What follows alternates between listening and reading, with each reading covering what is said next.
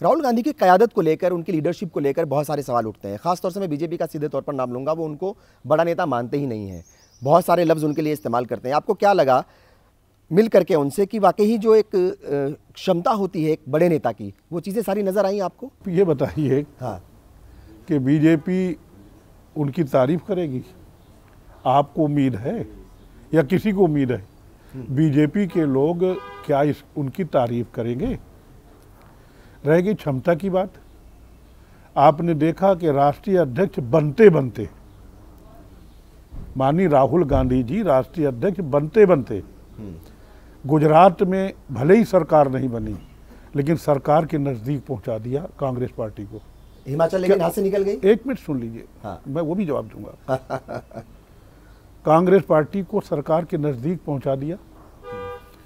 थोड़ा सा रह गया, अब कैसे रह गया आप भी जानते हैं, क्यों रह गया आप भी जानते हैं। फेयर इलेक्शन हुआ होता तो शायद कुछ और होता। दूसरी चीज़ क्या है, उसके बाद जहां पर बीजेपी की सरकार है राजस्थान, वहाँ 2 MP और 1 MLA का बाई इलेक्शन हुआ और सभी बीजेपी के थे, वो सीटें बीजेपी की थी।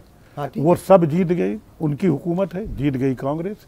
एक मध्य प्रदेश में उसके बाद हुआ, जीत गई कांग्रेस। ये किसी को श्रेय जाता है बाद में, पहले श्रेय जाता है माननीय राहुल गांधी जी को। ये श्रेय जाता है राहुल गांधी जी को सबसे ज़्यादा।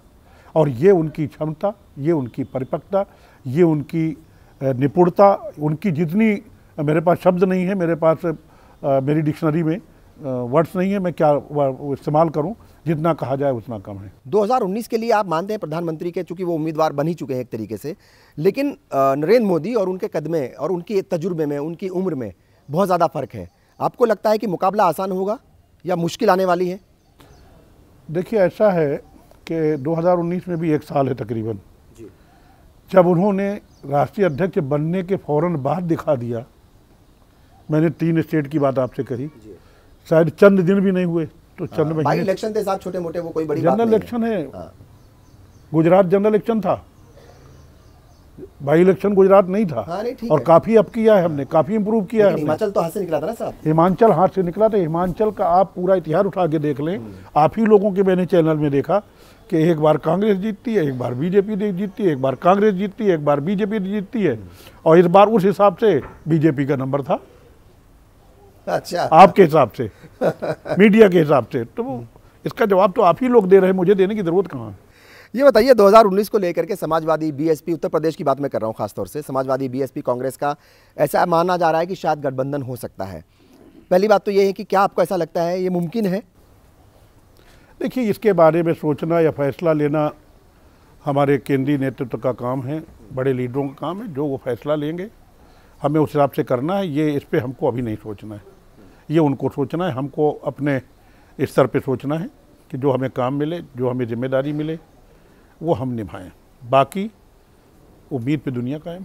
हाँ। लेकिन नसीमुद्दीन सिद्दीकी साहब को मतलब ऐसा तो नहीं है कि वो अनकंफर्ट फील करेंगे अगर ये गठबंधन हो जाता है, क्योंकि बीएसपी भी अगर आ गई साथ में, तो ऐसा आपके लिए जो है सिचुएशन अनकंफर्टेबल तो नहीं होगी? नहीं, सवाल ही नहीं पैदा होता। जो नेतृत्व का फैसला कुर्सी से हमें कबूल होगा, स्वीकार होगा।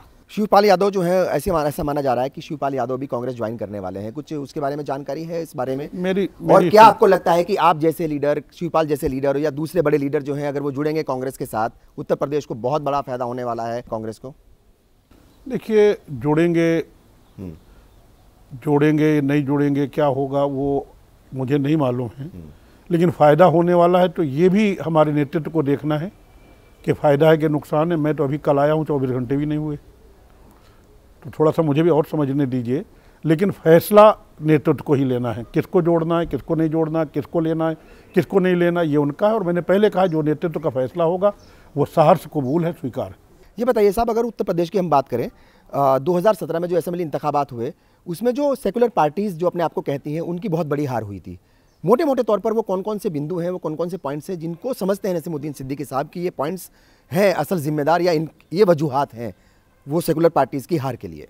देखिए, वोट बट जाना मेन वजह है, और मैं आगे क्या कहूँ।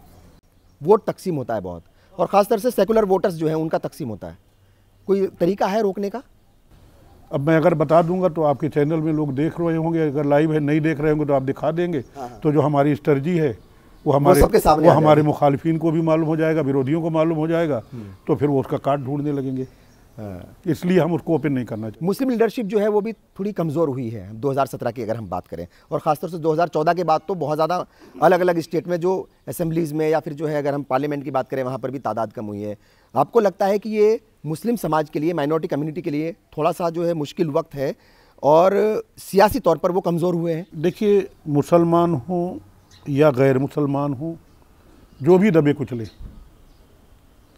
जब तक कांग्रेस पार्टी की हुकूमत मरकज़ में रही, केंद्र में रही, या हुकूमतें स्टेट्स में रही, प्रदेशों में रही, तब तक कभी भी वो न कमज़ोर हुए न उन्होंने कमज़ोर महसूस किया। आज ये बात होने लगी कि कमज़ोर हुए हैं, कमज़ोर किया है, ऐसा वो कब होने लगी, क्यों होने लगी? वो जब होने लगी इसलिए होने लगी कि हमारा वोट तकसीम हुआ। जो वोट हम कांग्रेस को देते थे वो हमने कई जगह बांट दिया।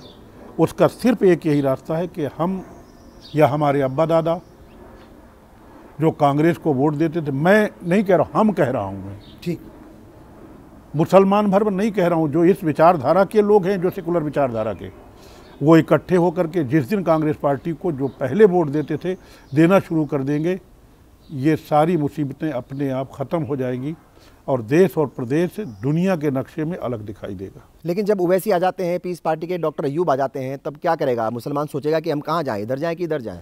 मैं किसी की मुखालफत करने के लिए यहाँ नहीं बैठा हूँ। मैं तो लोगों से अपील करता हूँ कि एक मुश्त होकर के उनको कांग्रेस को वोट देना चाहिए, अपना वोट तकसीम नहीं करना चाहिए। मैं किसी पार्टी का नाम नहीं ले रहा हूँ। ठीक है, नाम नहीं ले रहे हैं आप, लेकिन सियासत में बहुत सारी बातें जो है वो सुननी भी पड़ती हैं साहब, और कहनी भी पड़ती हैं। आपको नहीं लगता ओवैसी की जो पार्टी है या जो उनकी पॉलिटिक्स है वो तकसीम करने की है, और उसका सबसे ज़्यादा नुकसान अगर किसी को होता है तो सेकुलर पार्टीज़ को होता है? मैं फिर वही कह रहा हूँ, हम किसी का नाम नहीं ले रहे, ना ओवैसी जी का, ना पीस पार्टी का, ना किसी का नाम नहीं ले रहे हैं।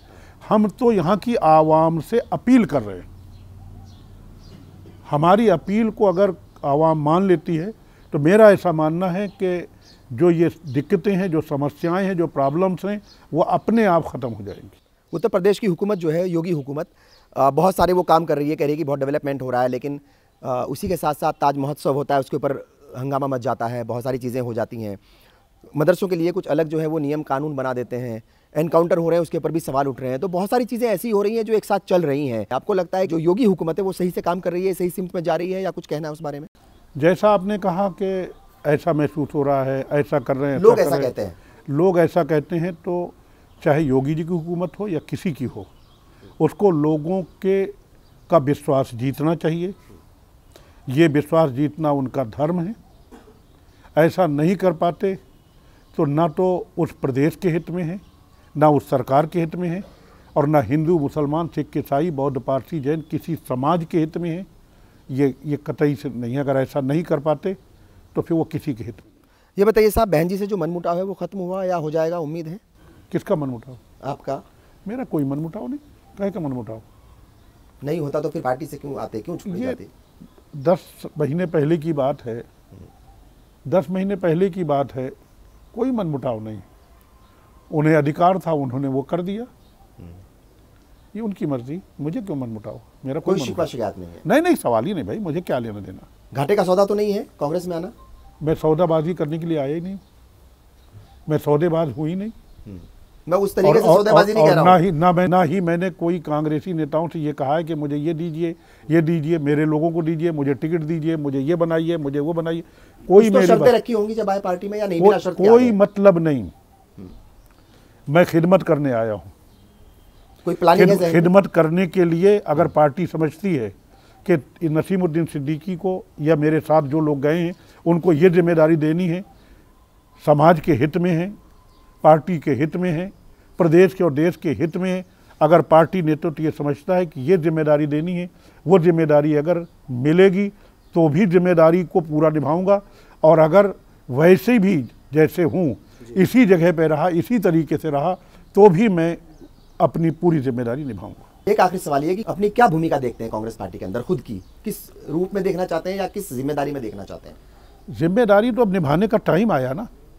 जब जिम्मेदारी निभाएंगे, मानवर कांशीराम साहब थे तो कहने लगे कि भाई जब मैं चुनाव लड़ा, एमएलए में जीता, फिर उन्होंने बाद में मैं 200 कुछ वोटों से मैं हार गया, के बाद उन्होंने कहा कि भाई आप चुनाव मत लड़ो, आप चुनाव मत लड़ो, आप संगठन का काम ज़्यादा देख सकते हो, आप देखो। मैंने कोई एक मिनट नहीं लगाया, कहने कि अच्छा बताओ क्या काम कर सकते हो।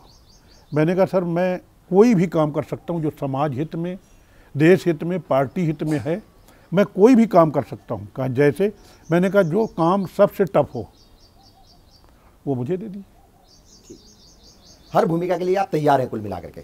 जो प्रदेश हित, देश हित, आवाम के हित में है, उसकी हर भूमिका निभाने के लिए किसी लेवल पे नीचे से नीचे जाने के लिए मैं तैयार था, तैयार हूँ।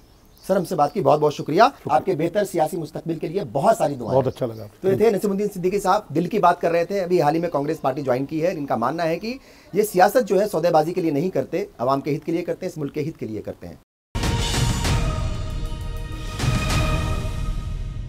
राहुल गांधी की क़यादत को लेकर, उनकी लीडरशिप को लेकर बहुत सारे सवाल उठते हैं। खासतौर से मैं बीजेपी का सीधे तौर पर नाम लूंगा, वो उनको बड़ा नेता मानते ही नहीं है, बहुत सारे लफ्ज़ उनके लिए इस्तेमाल करते हैं। आपको क्या लगा मिल करके उनसे कि वाकई ही जो एक क्षमता होती है एक बड़े नेता की, वो चीज़ें सारी नज़र आई आपको? ये बताइए हाँ कि बीजेपी उनकी तारीफ करेगी? आपको उम्मीद है या किसी को उम्मीद है बीजेपी के लोग क्या उनकी तारीफ करेंगे? रह गई क्षमता की बात।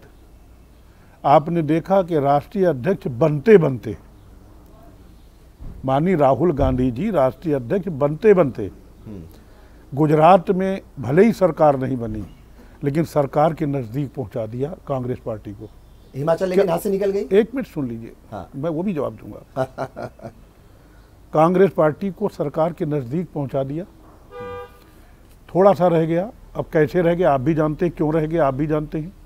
फेयर इलेक्शन हुआ होता तो शायद कुछ और होता। दूसरी चीज़ क्या है, उसके बाद जहां पर बीजेपी की सरकार है राजस्थान, वहाँ 2 एमपी और 1 एमएलए का बाई इलेक्शन हुआ और सभी बीजेपी के थे, वो सीटें बीजेपी की थी। हाँ, वो सब जीत गई, उनकी हुकूमत है, जीत गई कांग्रेस। एक मध्य प्रदेश में उसके बाद हुआ, जीत गई कांग्रेस। ये किसी को श्रेय जाता है बाद में, पहले श्रेय जाता है माननीय राहुल गांधी जी को। ये श्रेय जाता है राहुल गांधी जी को सबसे ज़्यादा। और ये उनकी क्षमता, ये उनकी परिपक्वता, ये उनकी निपुणता, उनकी जितनी, मेरे पास शब्द नहीं है, मेरे पास मेरी डिक्शनरी में वर्ड्स नहीं है, मैं क्या इस्तेमाल करूं, जितना कहा जाए उतना कम है। 2019 के लिए आप मानते हैं प्रधानमंत्री के, चूंकि वो उम्मीदवार बन ही चुके हैं एक तरीके से, लेकिन नरेंद्र मोदी और उनके कदमे और उनके तजुर्बे में, उनकी उम्र में बहुत ज़्यादा फर्क है। आपको लगता है कि मुकाबला आसान होगा या मुश्किल आने वाली है? देखिए ऐसा है कि 2019 में भी 1 साल है तकरीबन, जब उन्होंने राष्ट्रीय अध्यक्ष बनने के फौरन बाद दिखा दिया। मैंने 3 स्टेट की बात आपसे कही, शायद चंद दिन भी नहीं हुए तो चंद महीने। बाई इलेक्शन थे साहब, छोटे मोटे, वो कोई बड़ी बात जनरल नहीं इलेक्शन है। गुजरात जनरल इलेक्शन था, बाई इलेक्शन गुजरात नहीं था। हाँ, नहीं, ठीक और है। काफ़ी अब किया है हमने, काफ़ी इम्प्रूव किया है। हिमाचल तो हाथ से निकला था ना साहब। हिमाचल हाथ से निकला था। हिमाचल का आप पूरा इतिहास उठा के देख लें।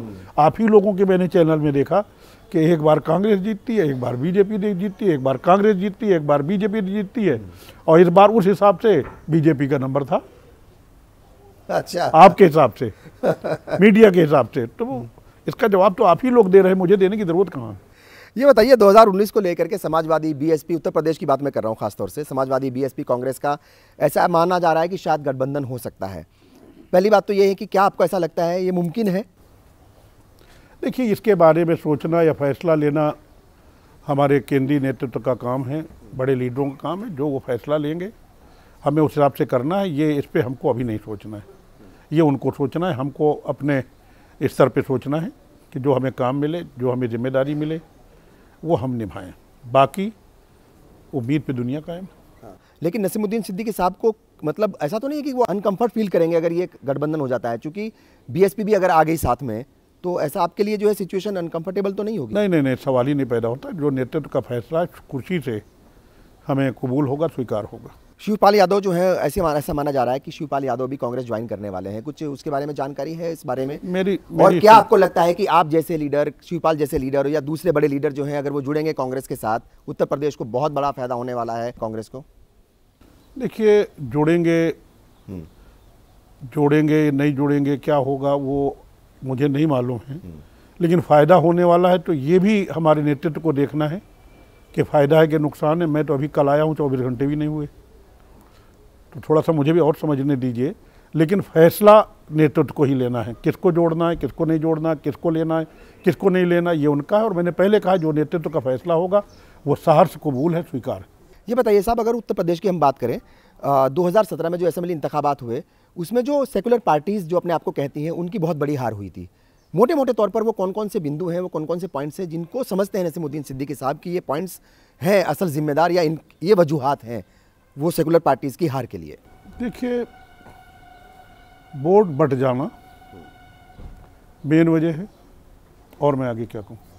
वोट तकसीम होता है बहुत, और ख़ासतौर से सेकुलर वोटर्स जो हैं उनका तकसीम होता है। कोई तरीका है रोकने का? अब मैं अगर बता दूंगा तो आपके चैनल में लोग देख रहे होंगे, अगर लाइव है नहीं देख रहे होंगे तो आप दिखा देंगे। तो जो हमारी स्ट्रेटजी है वो हमारे मुखालिफिन को भी मालूम हो जाएगा, विरोधियों को मालूम हो जाएगा, तो फिर वो उसका काट ढूंढने लगेंगे। इसलिए हम उसको ओपन नहीं करना चाहिए। मुस्लिम लीडरशिप जो है वो भी थोड़ी कमज़ोर हुई है 2017 की अगर हम बात करें, और ख़ासतौर से 2014 के बाद तो बहुत ज़्यादा अलग अलग स्टेट में जो असेंबलीज़ में या फिर जो है अगर हम पार्लियामेंट की बात करें वहाँ पर भी तादाद कम हुई है। आपको लगता है कि ये मुस्लिम समाज के लिए, माइनॉरिटी कम्युनिटी के लिए थोड़ा सा जो है मुश्किल वक्त है और सियासी तौर पर वो कमज़ोर हुए हैं? देखिए, मुसलमान हों या गैर मुसलमान हों, जो भी दबे कुचले, जब तक कांग्रेस पार्टी की हुकूमत मरकज़ में रही, केंद्र में रही, या हुकूमतें स्टेट्स में रही, प्रदेशों में रही, तब तक कभी भी वो न कमज़ोर हुए, न उन्होंने कमज़ोर महसूस किया। आज ये बात होने लगी कि कमज़ोर हुए हैं, कमज़ोर किया है, ऐसा वो कब होने लगी, क्यों होने लगी? वो जब होने लगी इसलिए होने लगी कि हमारा वोट तकसीम हुआ। जो वोट हम कांग्रेस को देते थे वो हमने कई जगह बांट दिया। उसका सिर्फ एक यही रास्ता है कि हम या हमारे अब्बा दादा जो कांग्रेस को वोट देते थे, मैं नहीं कह रहा, हम कह रहा हूँ, मैं ठीक मुसलमान भर नहीं कह रहा हूँ, जो इस विचारधारा के लोग हैं, जो सेकुलर विचारधारा के, वो इकट्ठे होकर के जिस दिन कांग्रेस पार्टी को जो पहले वोट देते थे देना शुरू कर देंगे, ये सारी मुसीबतें अपने आप ख़त्म हो जाएंगी और देश और प्रदेश दुनिया के नक्शे में अलग दिखाई देगा। लेकिन जब ओवैसी आ जाते हैं, पीस पार्टी के डॉक्टर अयूब आ जाते हैं, तब क्या करेगा मुसलमान? सोचेगा कि हम कहाँ जाएं, इधर जाएं कि इधर जाएं? मैं किसी की मुखालफत करने के लिए यहाँ नहीं बैठा हूँ। मैं तो लोगों से अपील करता हूँ कि एक मुश्त होकर के उनको कांग्रेस को वोट देना चाहिए, अपना वोट तकसीम नहीं करना चाहिए। मैं किसी पार्टी का नाम नहीं ले रहा हूँ। ठीक है, नाम नहीं ले रहे हैं आप, लेकिन सियासत में बहुत सारी बातें जो है वो सुननी भी पड़ती हैं साहब, और कहनी भी पड़ती हैं। आपको नहीं लगता ओवैसी की जो पार्टी है या जो उनकी पॉलिटिक्स है वो तकसीम करने की है, और उसका सबसे ज़्यादा नुकसान अगर किसी को होता है तो सेकुलर पार्टीज़ को होता है? मैं फिर वही कह रहा हूँ, हम किसी का नाम नहीं ले रहे, ना ओवैसी जी का, ना पीस पार्टी का, ना किसी का नाम नहीं ले रहे हैं। हम तो यहाँ की आवाम से अपील कर रहे हैं। हमारी अपील को अगर आवाम मान लेती है तो मेरा ऐसा मानना है कि जो ये दिक्कतें हैं, जो समस्याएं हैं, जो प्रॉब्लम्स हैं, वो अपने आप ख़त्म हो जाएंगी। उत्तर प्रदेश की हुकूमत जो है, योगी हुकूमत, बहुत सारे वो काम कर रही है, कह रही है कि बहुत डेवलपमेंट हो रहा है, लेकिन उसी के साथ साथ ताज महोत्सव होता है, उसके ऊपर हंगामा मच जाता है, बहुत सारी चीज़ें हो जाती हैं। मदरसों के लिए कुछ अलग जो है वो नियम कानून बना देते हैं, एनकाउंटर हो रहे हैं, उसके ऊपर भी सवाल उठ रहे हैं। तो बहुत सारी चीज़ें ऐसी हो रही हैं जो एक साथ चल रही हैं। आपको लगता है जो योगी हुकूमत है वो सही से काम कर रही है, सही सिमत में जा रही है, या कुछ कहना है उस बारे में? जैसा आपने कहा कि ऐसा महसूस हो रहा है, ऐसा कर रहे हैं, लोग ऐसा कहते हैं, लोग ऐसा कहते हैं, तो चाहे योगी जी की हुकूमत हो या किसी की हो, उसको लोगों का विश्वास जीतना चाहिए। ये विश्वास जीतना उनका धर्म है।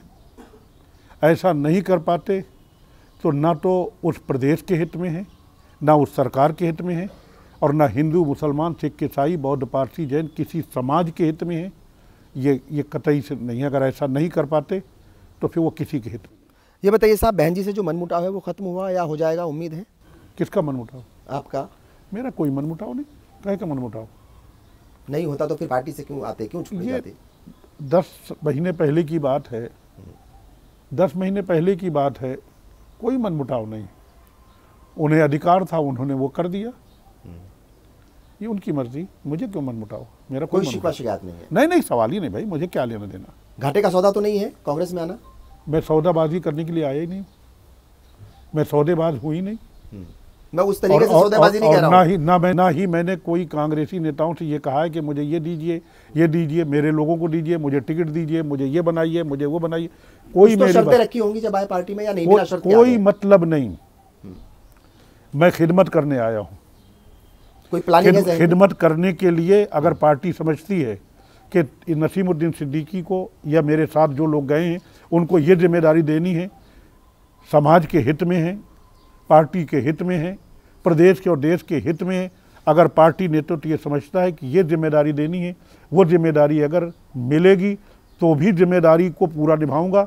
और अगर वैसे भी जैसे हूँ इसी जगह पे रहा, इसी तरीके से रहा, तो भी मैं अपनी पूरी जिम्मेदारी निभाऊंगा। एक आखिरी सवाल ये कि अपनी क्या भूमिका देखते हैं कांग्रेस पार्टी के अंदर, खुद की किस रूप में देखना चाहते हैं या किस जिम्मेदारी में देखना चाहते हैं? जिम्मेदारी तो अब निभाने का टाइम आया ना, जब जिम्मेदारी निभाएंगे। मानवर कांशीराम साहब थे तो कहने लगे कि भाई जब मैं चुनाव लड़ा, MLA में जीता, फिर उन्होंने बाद में मैं 200 कुछ वोटों से मैं हार गया, के बाद उन्होंने कहा कि भाई आप चुनाव मत लड़ो, आप संगठन का काम ज़्यादा देख सकते हो, आप देखो। मैंने कोई एक मिनट नहीं लगाया, कहने लगे अच्छा बताओ क्या काम कर सकते हो। मैंने कहा सर मैं कोई भी काम कर सकता हूँ जो समाज हित में, देश हित में, पार्टी हित में है, मैं कोई भी काम कर सकता हूँ। कहा जैसे, मैंने कहा जो काम सबसे टफ हो वो मुझे दे दी। हर भूमिका के लिए आप तैयार हैं कुल मिलाकर के? जो प्रदेश हित, देश हित, आवाम के हित में है, उसकी हर भूमिका निभाने के लिए किसी लेवल पे नीचे से नीचे जाने के लिए मैं तैयार हूँ। सर हमसे बात की बहुत बहुत शुक्रिया। आपके बेहतर सियासी मुस्तकबिल के लिए बहुत सारी दुआएं। बहुत अच्छा लगा। तो ये थे नसीमुद्दीन सिद्दीकी साहब, दिल की बात कर रहे थे। अभी हाल ही में कांग्रेस पार्टी ज्वाइन की है। इनका मानना है कि ये सियासत जो है सौदेबाजी के लिए नहीं करते, आवाम के हित के लिए करते हैं, इस मुल्क के हित के लिए करते हैं।